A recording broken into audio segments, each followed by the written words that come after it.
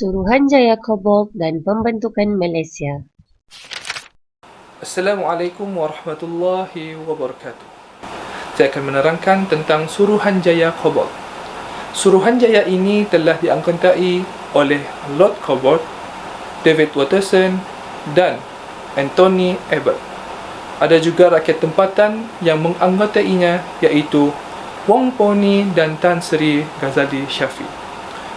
Suruhanjaya ini bertujuan untuk meninjau pendapat rakyat Sabah dan Sarawak tentang gagasan Malaysia, iaitu pembentukan Malaysia.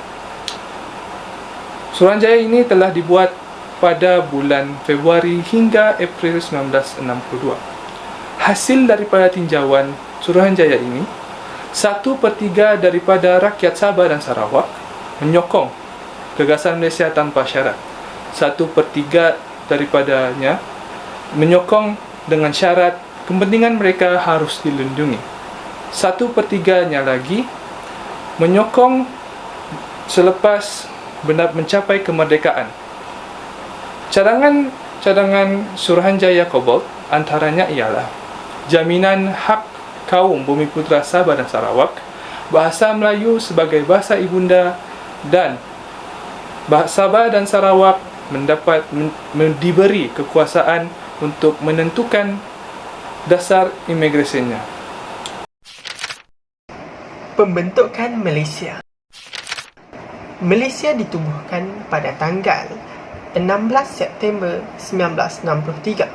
Terdapat beberapa orang tokoh yang mengemukakan idea penggabungan Tanah Melayu, Singapura, Sabah, Sarawak dan juga Brunei dalam satu persekutuan yang dikenali sebagai Malaysia, seperti Tengku Abdul Rahman, Encik David Marshall, Lord Brazil, Encik Lim Yew Hock. Seterusnya kita fokuskan pula tumpuan kita kepada perkara yang lebih penting dan utama, iaitu faktor-faktor pembentukan Malaysia. Terdapat 3 faktor dalam pembentukan Malaysia, iaitu yang pertama adalah faktor politik, kedua adalah faktor ekonomi, dan yang ketiga adalah faktor sosial. Faktor politik adalah faktor utama dalam pembentukan Malaysia. Dengan pembentukan Malaysia, ia dapat mengelakkan ancaman dan pengaruh komunis di Singapura dan Sarawak. Kemasukan Singapura, Sabah, Sarawak serta Brunei ke dalam Malaysia dapat menjadi benteng yang lebih kukuh untuk menghadapi ancaman komunis. Sebenarnya, pembentukan Malaysia akan mempercepatkan lagi kemerdekaan kepada Sabah, Sarawak serta Brunei yang belum mempunyai kerajaan sendiri. Pembentukan Malaysia juga dapat melancarkan proses dekolonisasi British terhadap negeri-negeri kecil yang belum membangun. Kita beralih perbincangan kita kepada faktor ekonomi pula. Pembentukan Malaysia dapat menjana perkara seperti berikut. Yang pertama, menggalakkan pelaburan, dapat manfaatkan bahan mentah seperti biji timah dan getah, mengembangkan industri pertanian, menguasai sumber balak di Sabah dan Sarawak, dan memajukan industri minyak di Brunei. Faktor akhir pembentukan Malaysia adalah dari aspek sosial. Pembentukan Malaysia dapat mengimbangkan jumlah dan kadar pertumbuhan kaum dalam kalangan negeri anggota dengan memasukkan Sarawak, Sabah dan Brunei ke dalam gabungan tersebut. Selain itu, pembentukan Malaysia juga dapat menginteraksikan penduduk dengan negeri-negeri anggota. Detik-detik ke arah penubuhan Malaysia bermula pada 27 Mei 1961 apabila Tunku Abdul Rahman telah membentangkan cadangan untuk menubuhkan Malaysia. Seterusnya, pada 23 Julai 1961, JPPM telah ditubuhkan dan ianya dipengerusikan oleh Donald Stephen. Penubuhan itu adalah bertujuan untuk memberitahu orang ramai tentang penubuhan Malaysia sekaligus untuk meraih sokongan daripada masyarakat setempat.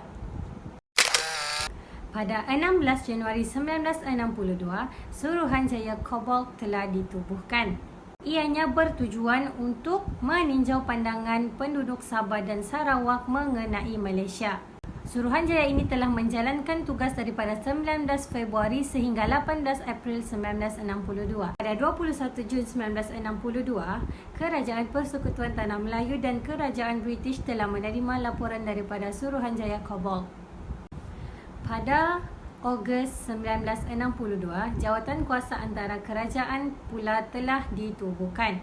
Rentetan daripada penubuhan ini, Wakil Sabah telah mengemukakan memorandum 20 perkara. Laporan berkaitan memorandum tersebut telah dikeluarkan pada 27 Februari 1963. Maka, pada 9 Julai 1963, termeterailah Perjanjian Penubuhan Malaysia dan ianya ditandatangani di London. Hari yang paling bersejarah buat Malaysia iaitu pada 16 September 1963, Perdana Menteri Malaysia pertama, Tunku Abdul Rahman telah mengisytiharkan penubuhan Malaysia di Stadium Merdeka Kuala Lumpur. Reaksi Filipina dan Indonesia. Okey, seterusnya kita beralih kepada reaksi negara Filipina terhadap pembentukan Malaysia. Pada awalnya, Filipina menentang keras pembentukan Malaysia. Presiden mereka, iaitu Presiden Macapagal, menuntut hak terhadap Sabah pada Jun 1962 dan mendakwa Sabah merupakan sebahagian daripada Kesultanan Sulu. Namun, pada Januari 1876, Sultan Filipina, iaitu Sultan Jamalul Alam, telah pun menandatangani perjanjian bersama Baron von Overbeck untuk menyerahkan Borneo Utara iaitu Sabah. Sultan Sulu dan Filipina cuba beberapa kali untuk mendapatkan kembali Sabah dan telah memutuskan hubungan diplomatik dengan Malaya. Namun, pada Jun 1966, Filipina akhirnya mengiktiraf penubuhan Malaysia dalam usaha untuk memperbaiki hubungan melalui penubuhan Mafilindo iaitu gabungan Malaysia, Filipina dan Indonesia. Setelah Malaysia mengisytiharkan tentang rancangan pembentukan Malaysia, Menteri Luar Negeri Indonesia mengatakan bahawa Indonesia tiada apa-apa halangan terhadap perancangan tersebut. Namun, setelah beberapa tahun dan beberapa bulan, rakyat Indonesia mula membantah pembentukan Malaysia. Dan pada tahun 1963, Presiden Soekarno telah mengumumkan dasar konfrontasi terhadap pembentukan Malaysia dengan slogan Ganyang Malaysia, iaitu hancurkan Malaysia. Beliau mengumumkan slogan tersebut kerana menurut beliau, pembentukan Malaysia ialah satu bentuk penjajahan baru, iaitu penjajahan terhadap ekonomi yang dipanggil penjajahan neokolonisme yang dapat mengancam Indonesia. Malaysia juga telah bertindak menyerang sepadan Johor, Sabah dan Sarawak serta memburukkan nama Malaysia di negara Afro-Asia dan negara dunia ketiga. Bagi memelihara kedaulatan negara, Tun Abdul Razak telah dihantar sebagai wakil untuk menjelaskan masalah hubungan diplomatik di Afro-Asia dan negara dunia ketiga. Serta kerajaan British dan Persekutuan Tanah Melayu telah membentuk Mafilindo. Merupakan sebuah persatuan yang melibatkan Malaysia, Indonesia dan Filipina yang menentang pembentukan Malaysia. Pada tahun 1965 telah berlaku pemberontakan di Indonesia yang melibatkan Presiden Soekarno digulingkan oleh Jeneral Soeharto. Setelah Jeneral Soeharto mengganti Presiden Soekarno, beliau telah menghantar Menteri Luar Negeri iaitu Adam Malik ke Malaysia untuk menyelesaikan masalah hubungan diplomatik Malaysia dan Indonesia. Berakhirlah penentangan Indonesia terhadap pembentukan Malaysia. Permasalahan yang terjadi di Brunei dan Singapura. Pada awalnya, Sultan Omar Ali Saifuddin itu Sultan Brunei pada ketika itu bersetuju untuk bergabung dalam pembentukan negara Malaysia. Namun hal ini mendapat tentangan daripada Sheikh Azhari bin Sheikh Mahmud atau lebih dikenali sebagai AM Azhari, iaitu pemimpin Parti Rakyat Brunei.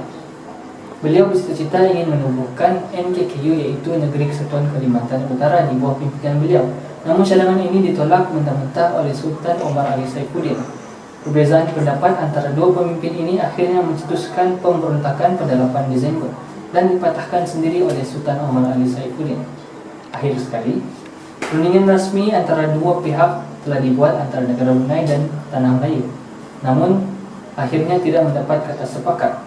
Ini kerana beberapa tuntutan daripada kerajaan Brunei tidak dapat dipenuhi oleh tanah Melayu sendiri, yaitu 10 kursi dalam parlimen, dikenakan kadar cukai yang rendah, mengekalkan semua pelaburan, giliran baginda sebagai Yang di-Pertuan Agong, dan yang paling penting sekali ialah menguasai semua hasil minyak. Seterusnya saya akan membincangkan tentang penggabungan dan pemisahan antara Singapura dan Malaysia. Pemimpin Parti Tindakan Rakyat PAP iaitu Lee Kuan Yew berminat untuk menggabungkan Singapura dan Malaysia. Hal ini adalah disebabkan oleh beberapa faktor, iaitu faktor yang pertama iaitu apabila pengaruh komunis mula menyusup dalam parti-parti politik di Singapura seperti Parti PAP dan Parti Barisan Sosialis seperti UPP. Lee Kuan Yew juga berasa terancam apabila kuasanya semakin goyah. Tambahan pula apabila parti politiknya telah kalah dalam dua pilihan raya kecil. Selain itu, Tunku Abdul Rahman juga berasa bimbang apabila jika pengaruh politik ini akan sampai ke tanah Melayu. Oleh itu, penyatuan antara Singapura dan Malaysia akan dapat menyekat pengaruh komunis ini. Tepat pada 16 September 1963, gagasan Malaysia telah berjaya dibentuk. Saya akan membincangkan tentang isu dan masalah yang membawa kepada pemisahan antara Singapura dan Malaysia. Pada 9 Ogos 1965, Singapura dengan rasminya telah keluar daripada Malaysia.